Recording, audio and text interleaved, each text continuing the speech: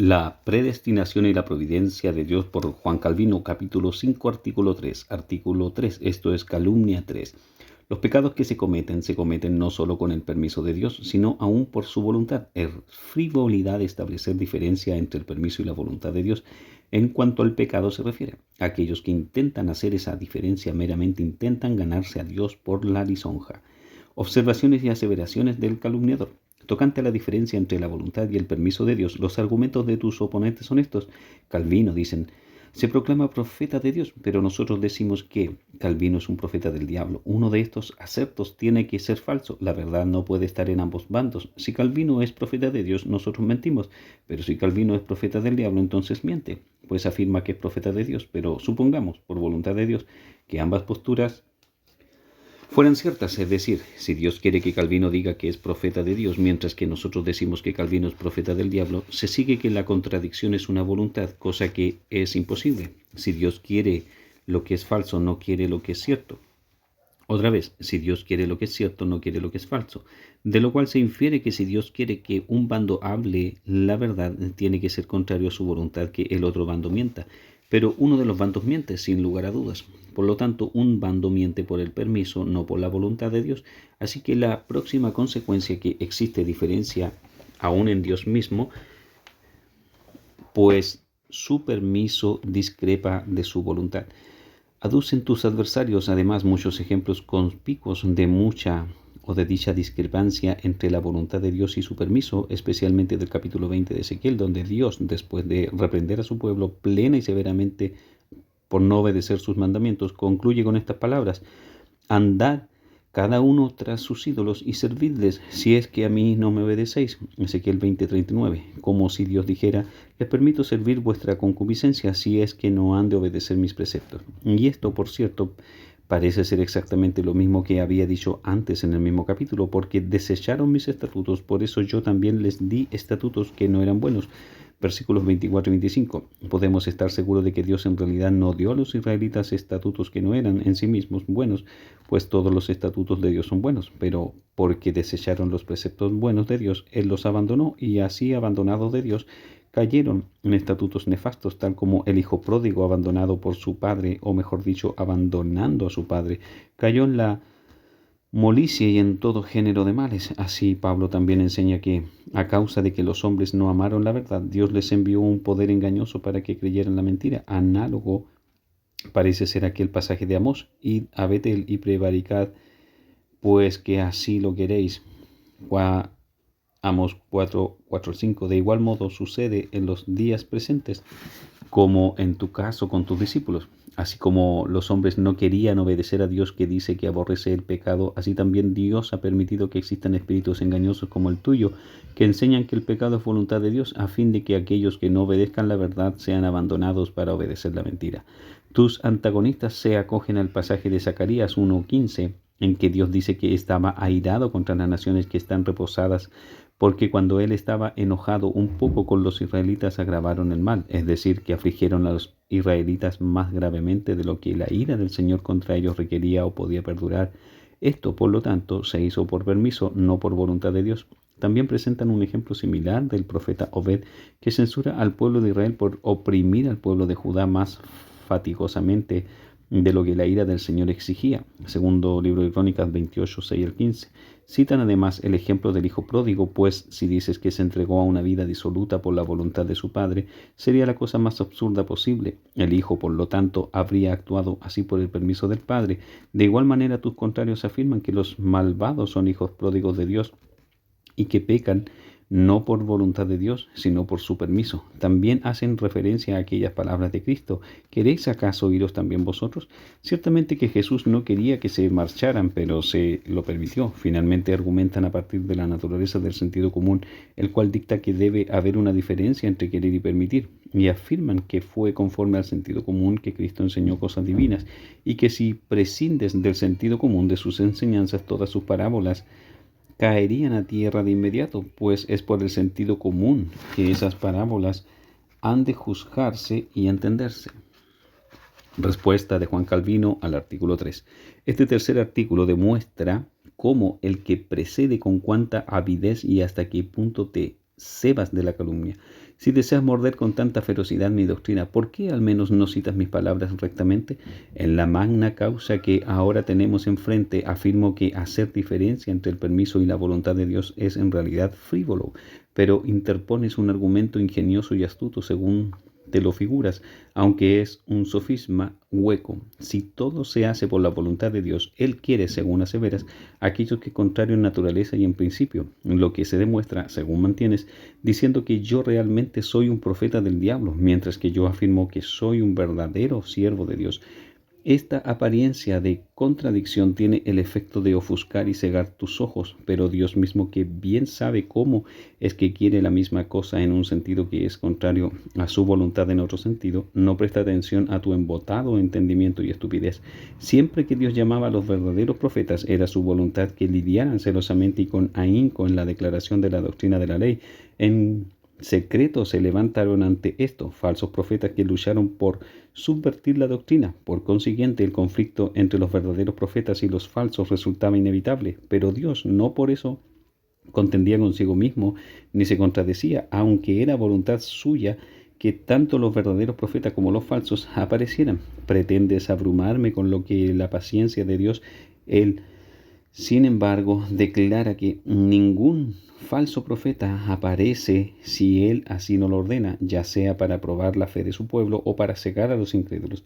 Cuando se levantare en medio de ti falso profeta, dice Moisés, Jehová vuestro Dios os está probando por medio de tal profeta, Deuteronomio 13, 1 y 3.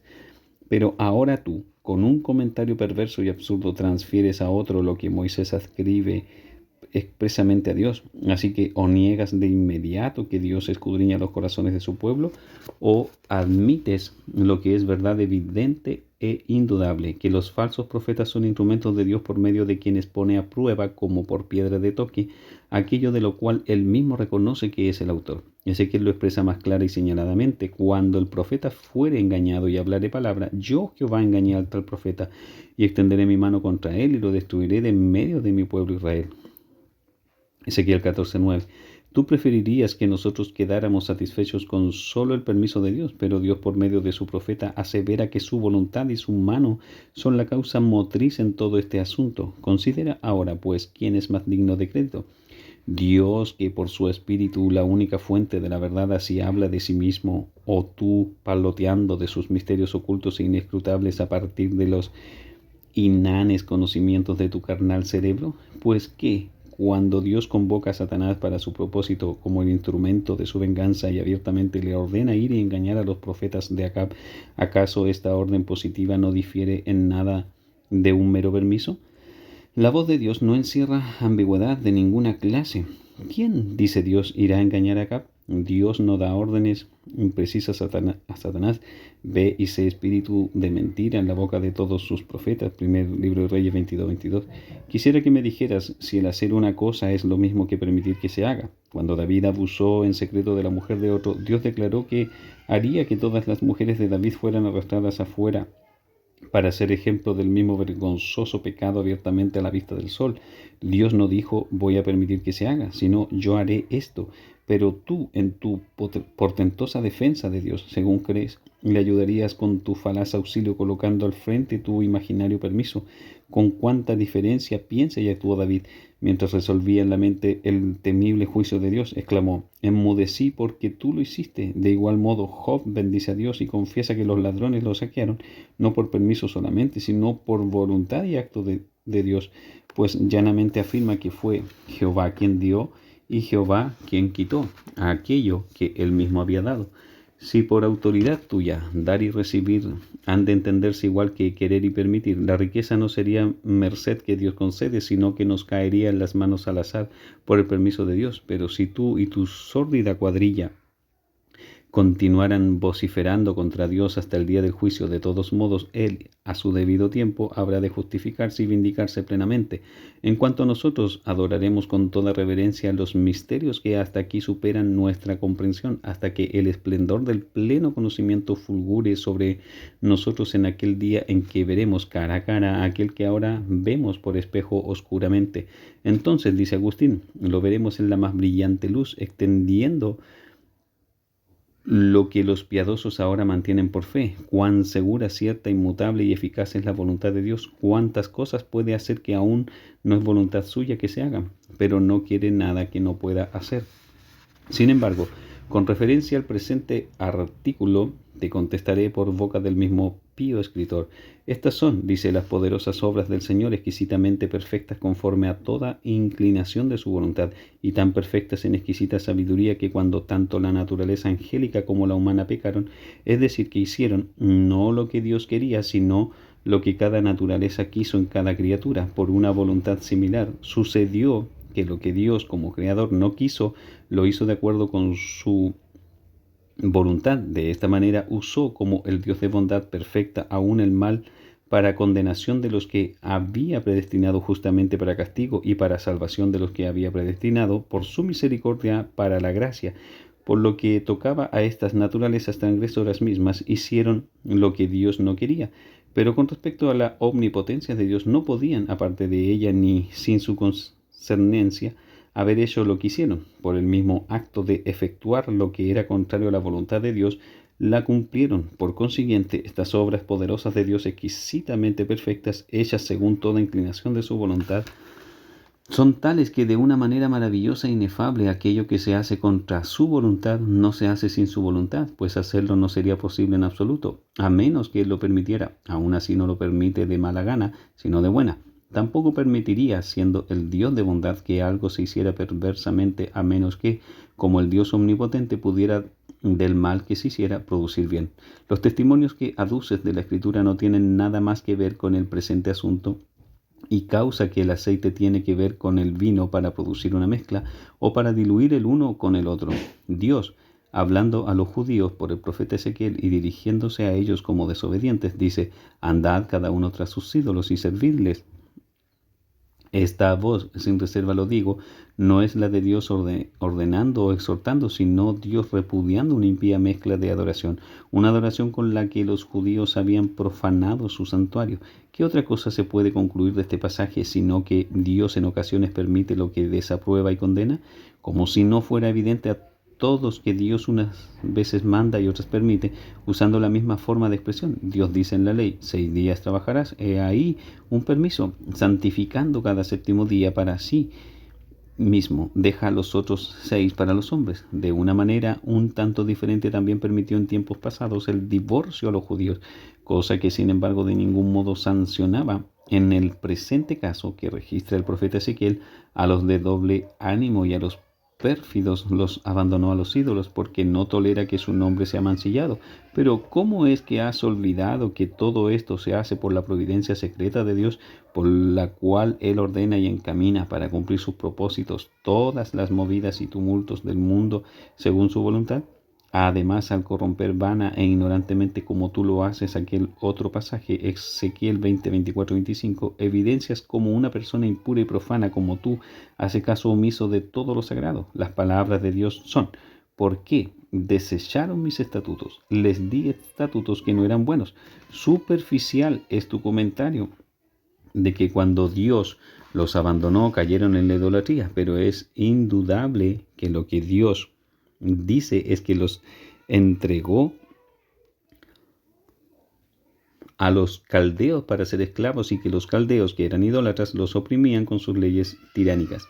Pero la pregunta es ahora, si Dios meramente permitió que los caldeos arrastraran a los judíos al desierto, o si los empleó como vara escogida por él mismo con la cual azotar a los judíos por sus pecados. Si todavía quieres hacer de la doctrina del mero permiso un pretexto, podrías igualmente consignar de inmediato a todos los profetas a las llamas, pues unas veces declaran que Satanás fue enviado por Dios para engañar, y otras veces que a los caldeos o a los asirios los mandó Dios para destruir. Al mismo tiempo afirman que Dios silbó a los egipcios a fin de usar el poderío de ellos para castigar a su pueblo. Otra vez dijo que los asirios eran sus soldados alquilados, que Nabucodonosor obró como su siervo al saquear a Egipto, y que los asirios eran el hacha en manos suyas y la vara de su furor que devastó totalmente a Judea. No voy a multiplicar como bien pudiera ejemplos análogos, no sea que rebasara todos los lindes moderados de la demostración. Isaías 10:5. Tu arrebatada audacia no es menos manifiesta cuando quieres hacer ver que el hecho de que Dios envíe un poder engañoso a los incrédulos para que crean la mentira significa que permite que existan maestros falsos y que así como permitió que el hijo pródigo se sumiera en una vida disoluta cuando se apartó de su padre, así permite que sus pródigos caigan en error y vanas ilusiones cuando reniegan de él. Y cuando chorreas pomposamente todos estos desatinos, te figuras que tus lectores son tan ciegos que no ven que las cosas son muy distintas en las palabras de Pablo, que dice: Dios les envía un poder engañoso para que crean la mentira, 2 Timoteo 2:11. Pero no es ninguna maravilla que parle de ese modo, a voluntad y a la ventura, aquel que se imagina que no hay tal cosa como juicio de Dios, o que no conoce el significado del juicio, o si lo sabe, lo mira con menosprecio.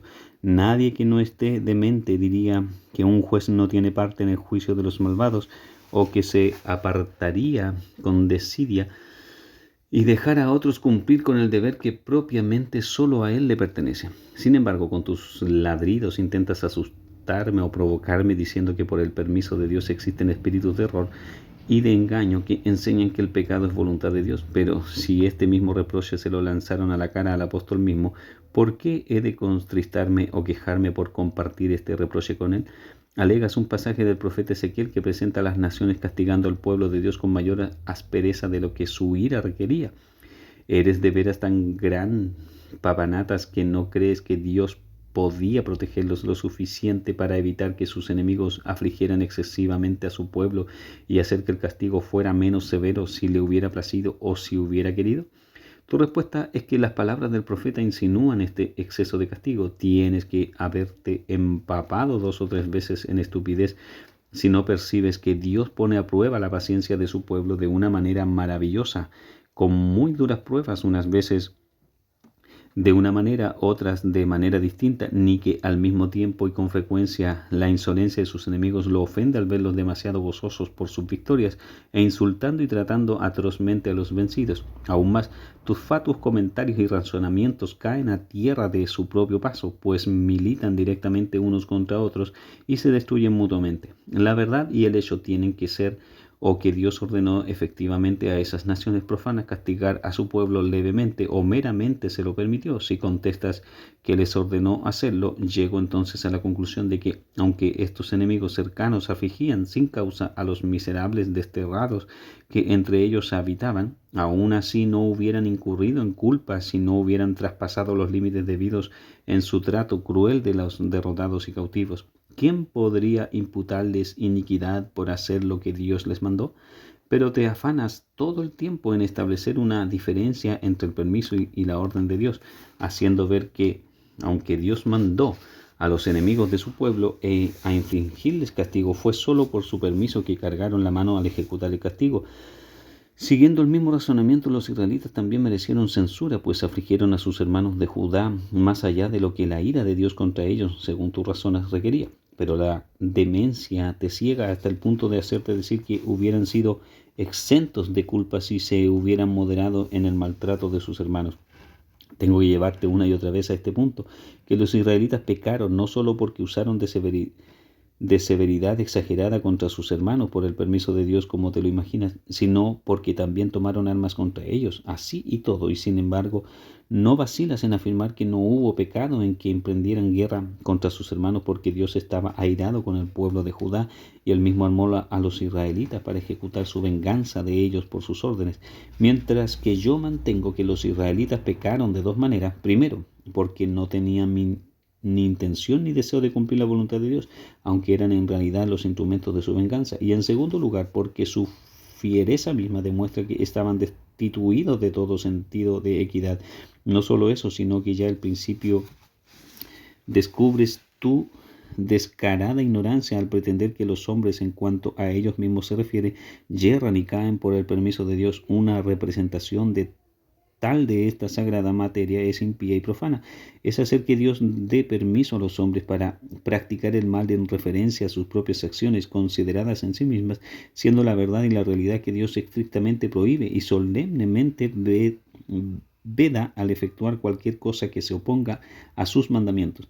Pero porque Dios de su voluntad permite a los hombres hacer el mal, aún más porque Dios por su decreto íntimo abandona a los hombres al mal, a quienes aún así manda continuar en el camino recto, conviene a la sobriedad y a la modestia permanecer ignorantes de esto voluntariamente.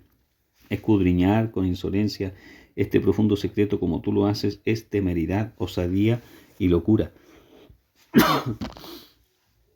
Cuán hábil y apropiadamente interpretas el pasaje en que Cristo, según lo haces ver, permite a sus discípulos marcharse. Juan 6:67 es algo que debes aprender a partir de la realidad del caso. Cuando refiriéndose a los que se habían ido, dice a los discípulos, ¿queréis acaso iros también vosotros? Está exhortándolos explícitamente a perseverar y permanecer con él, preguntándoles con dolor si quieren irse también. Les pone, por decirlo así, un suave freno a fin de evitar que caigan junto con los apóstatas. Y es así, te ruego me digas que conviertes en permisos estos modos de hablar. Reconozco que a primera vista el sentido común entiende que ordenar es una cosa y permitir otra, pero el hecho es que esa diferencia o igualdad no es en realidad el asunto en disputa. La cuestión entre tú y yo es si Dios meramente observa, desinteresado y pasivo, como espectador indiferente y ocioso, todo lo que se hace en la tierra, o si desde su altísimo trono gobierna, domina y maneja por su disposición divina cada acto de los hijos de los hombres. Y si el término permiso te da tanto gusto y placer, contéstame esta pregunta. ¿El permiso de Dios es voluntario o involuntario? Que Dios permita involuntariamente lo niega de manera categórica el Salmo 115:3. Nuestro Dios ha hecho todo lo que quiso o todo lo que le ha placido. Sí, pues Dios permite voluntariamente, en tal caso, representarlo sentado en su trono como mero espectador, sin interés ni compromiso, es profanidad total. Por consiguiente, se sigue que Dios determina y gobierna por su designio todo lo que es su voluntad que se haga. Pero tú eres partidario de que con lenguaje pueril se rebaje este sublime misterio de Dios al dominio y a la medida del sentido común. Tocante a tu objeción y argumento de que Cristo enseñó las divinas lecciones de su magisterio ciñéndose a la capacidad de la gente de sentido común, él mismo lo niega de plano y al instante te condena por mentir y por tu desfachatez en este caso. ¿Acaso no oyes a Cristo mismo declarar que habló en parábolas con el propósito expreso de que la gente común o la gente en general oigan y no entienden? Es indudable. Claro está que el Espíritu Santo habla en muchos lugares, de cierto modo, como una nodriza hablaría a los niños porque nos tiene consideración, pero esto es algo muy diferente de alegar, como lo haces tú, que el sentido común es juez idóneo y competente de esas profundas doctrinas que, por ser impenetrables, exceden la capacidad de los ángeles. Pablo proclama que el hombre natural no percibe las cosas que son del Espíritu de Dios y no las puede entender. 1 Corintios 2:14. De este modo amonesta a todos aquellos que desean adelantar en la escuela celestial a hacerse necios y a renunciar a toda su propia sabiduría. En una palabra, en todo lugar, Dios reivindica para sí mismo toda verdadera luz de la razón y del entendimiento. Por cierto, no tendría yo ni días ni volúmenes en suficiente número si intentara acumular los testimonios de la Escritura que condenan el sentido común como tinieblas absolutas. Son innumerables y todos dicen que la luz se puede obtener solo de los cielos y que cualquiera que desee ser sabio en las cosas de Dios y de su propia salvación, debe renunciar a su sabiduría, no importa cuánta luz humana pueda llevar consigo. Quedaré satisfecho, pues con solo un ejemplo, Dios no quiso que la doctrina del Evangelio se predicara a los gentiles y la mantuvo apartada de ellos hasta que Cristo vino. Y es por esto que el apóstol denomina el Evangelio el misterio que había estado oculto desde los siglos y las edades y que aún los mismos ángeles en el cielo lo desconocían. Colosenses 1:26 y 1 Pedro 1:12. A pesar de testimonios como estos, sin embargo, todavía persistes en imponernos la suficiencia del sentido común, que por su voluntad y juicio naturales subvierte la doctrina del apóstol enteramente. Nada concedes que sea siquiera probable, sino aquello de lo cual el sentido común sea estimador y árbitro y juez, mientras que el profeta, al hablar de la providencia secreta de Dios, exclama: «Cuán grandes son tus obras, oh Jehová, muy profundos son tus pensamientos», Salmo 92:5. Pero tú, al contrario, niegas que nada sea divino sino lo que puedas medir con la regla de tu propia razón. ¿Qué será entonces de la amonestación del apóstol cuando discute la substancial cuestión que estamos tratando? ¿Por qué exclama con el reproche ¿Quién eres tú, oh hombre? Y luego, ¿qué significan su asombro y admiración, oh profundidad? ¿Cuán insondables? Etcétera, etcétera. El apóstol nos manda a maravillarnos y asombrarnos, pues cuando nos enfrentamos con el designio incomprensible de Dios, todos los sentidos y capacidades mortales se desvanecen, mientras que tú no admites nada que no puedas ver con tus ojos naturales.